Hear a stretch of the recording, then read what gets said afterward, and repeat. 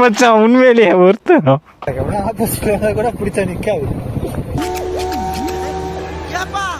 என்ன பிரேக் பிடிக்க மாட்டேங்குது.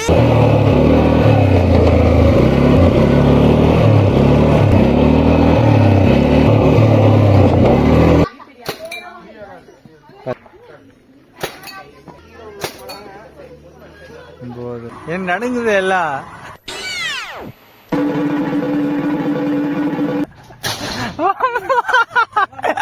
வந்த பிறகு